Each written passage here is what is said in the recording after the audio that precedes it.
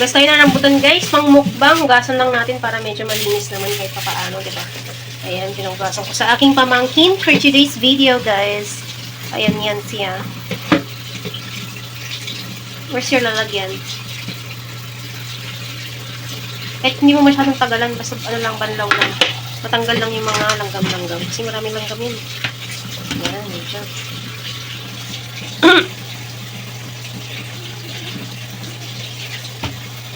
Ayun. Job.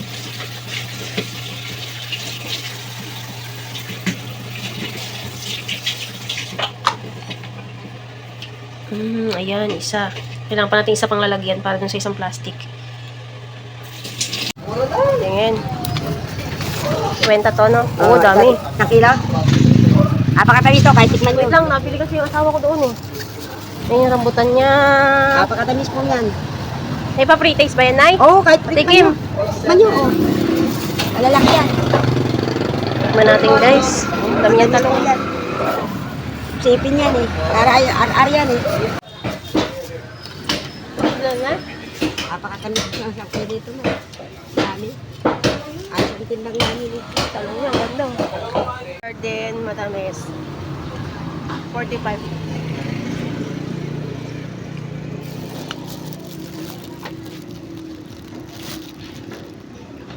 Hello guys, ayan, dahil uso nga ang rambutan, season niya ngayon guys, kabi-kabila ang mga nagbebenta ng rambutan at ayan nga, nakabili tayo. So, dalawang klase yung nabili ko, parehas RR, pero yung isa taga Laguna, yung isa taga Batangas. So, yung nasa una na nakikita nyo, yung medyo may green-green, yan ay galing Batangas, medyo matamis, hindi masyado.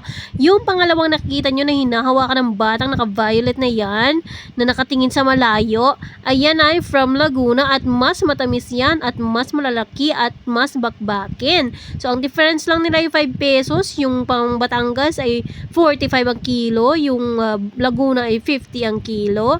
Nagtanong pa ako guys sa palengke.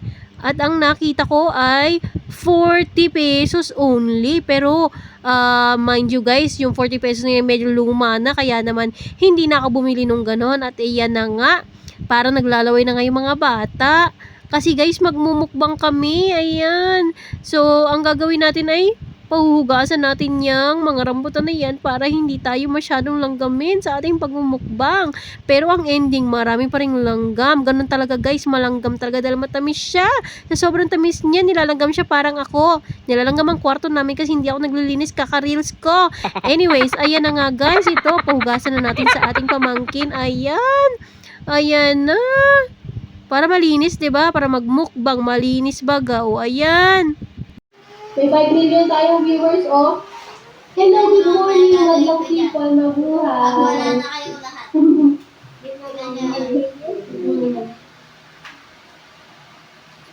Morning. Sabi ni, siya dati Melba nakuha, sabi niya, morning kaya naman. Yes, sweet, masaya.